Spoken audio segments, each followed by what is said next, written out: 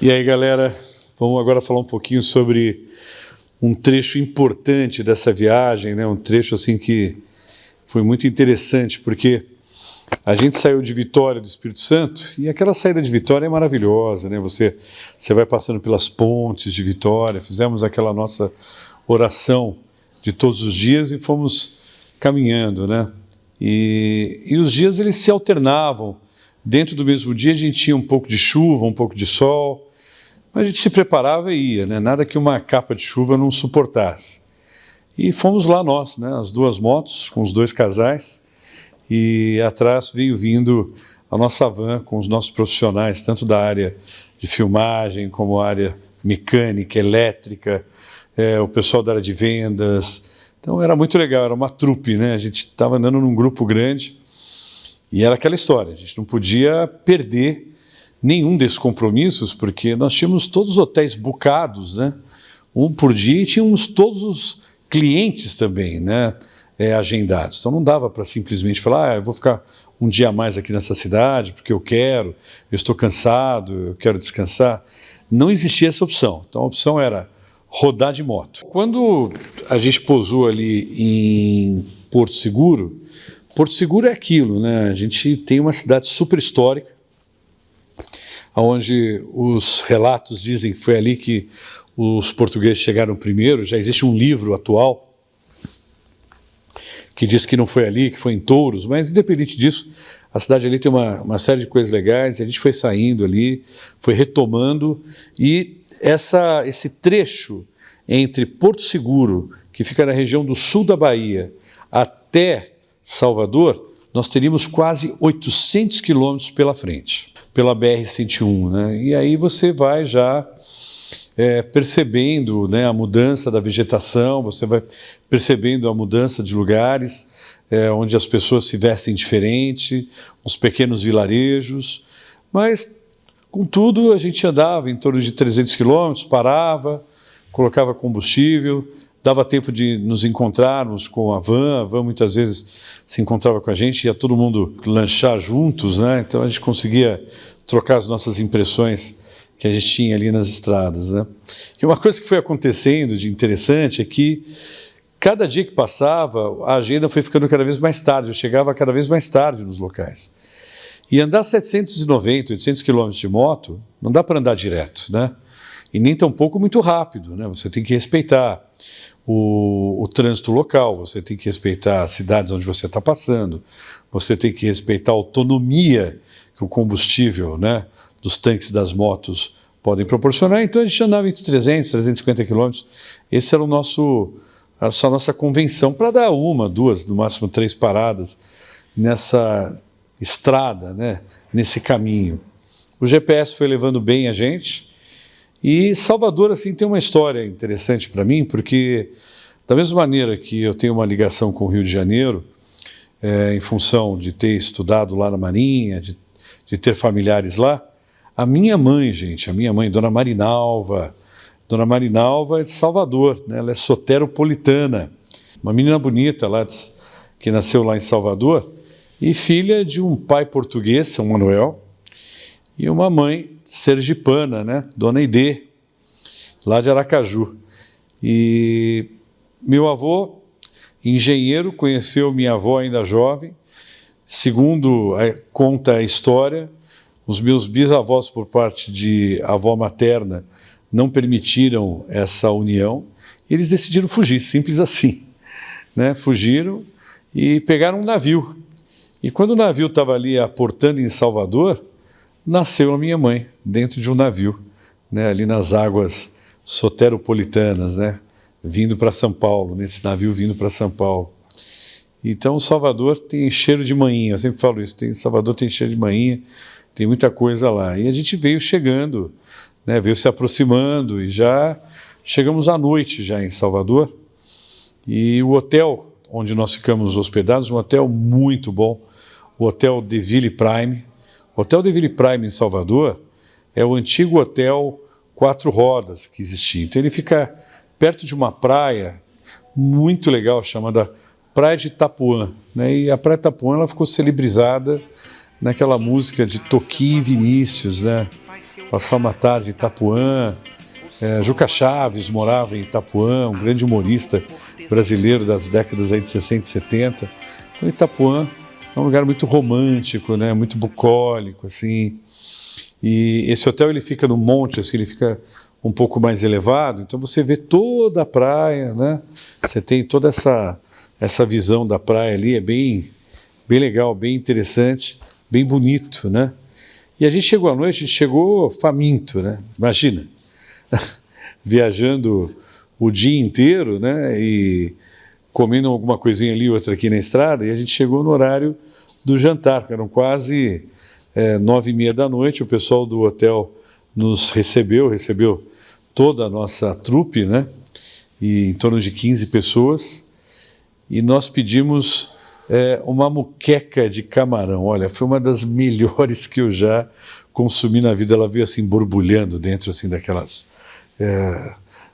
caçarolas assim, né? Então, muito bom aquele cheiro, né, do azeite de dendê, que é um ingrediente característico lá de Salvador, lá da Bahia, né? O pessoal usa muito esse dendê e fica muito bom, fica com um gosto muito característico, né?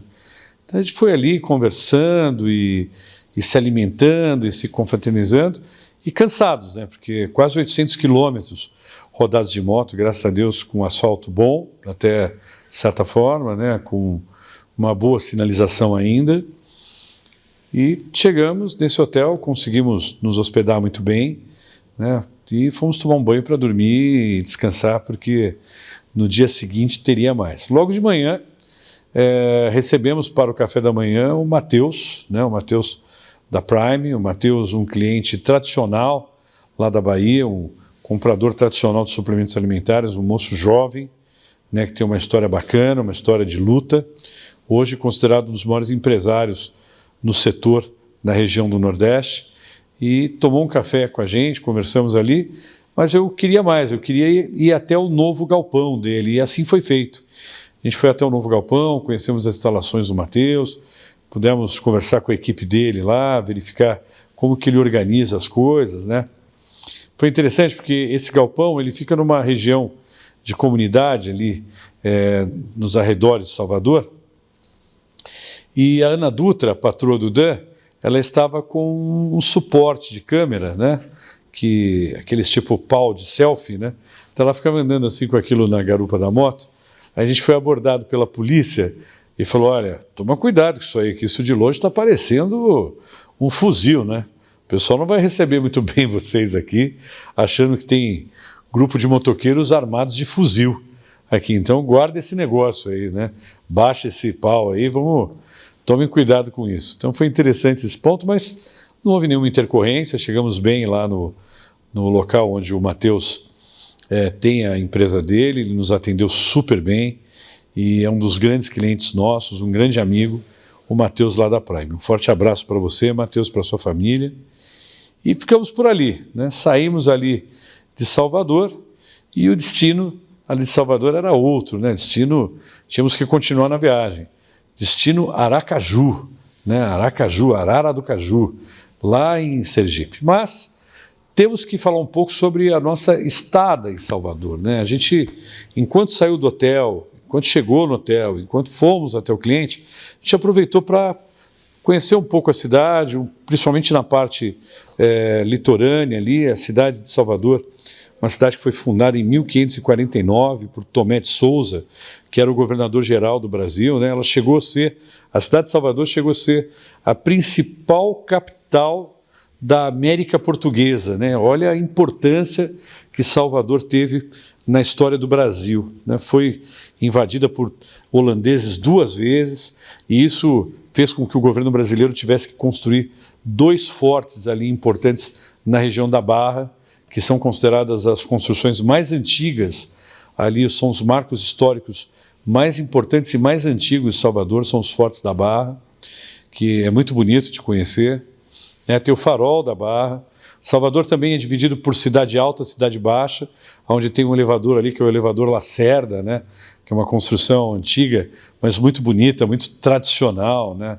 Tem a Lagoa do Abaeté, que é um lugar assim interessante, onde o pessoal coloca as imagens dos orixás. Assim, Salvador tem muito essa coisa da cultura e da religião afro-brasileira, né, que faz parte, né, da história do nosso país. Então, Salvador tem aquele cheiro de gente, né, aquela coisa que a gente gosta muito. Eu gosto muito de gente e eu me sinto muito bem em Salvador. Não sei porque se tem cheiro de manhinha ou se eu que gosto de gente, né? Acho que é um pouco dos dois. A história de Salvador, na Bahia, está relacionada com a chegada dos portugueses à costa brasileira e com a sua localização estratégica na Baía de Todos os Santos. A cidade foi fundada em 29 de março de 1549 por Tomé de Souza, o primeiro governador-geral do Brasil. A construção foi feita em cima de uma escarpa para proteger a cidade de ataques inimigos. Salvador foi a primeira capital do país por ser a principal produtora de açúcar e por ter uma localização que facilitava a exportação desse produto. Salvador foi o centro econômico da América Portuguesa até 1763. No século XVI, a cidade foi expandida com uma nova muralha, que envolvia uma área maior que a original. Salvador foi invadida pelos holandeses em 1624, em 1625 e em 1638.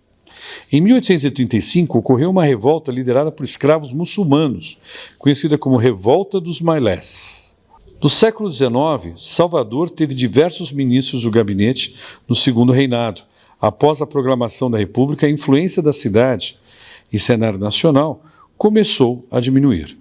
Independente dessa história, Salvador continua com aquele cheiro e aquele jeito do Pelourinho, da Barra, da Praia de Itapuã, da Cidade Alta, da Cidade Baixa, onde todos nós queremos estar e passar dias gostosos ali, comendo acarajé, falando com as baianas, né?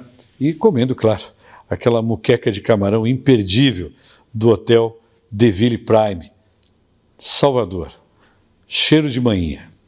E conseguimos nos preparar, né? Sair durante o dia ainda, para que a gente pudesse estarmos viajando até Aracaju. E olha, a estrada para Aracaju é uma estrada chamada Estrada Verde, né, Canal Verde, e ali aconteceram algumas histórias bem interessantes. Mas essa história eu vou deixar para contar no próximo episódio, tá bom? Valeu! On the Road Brasil, Caveira!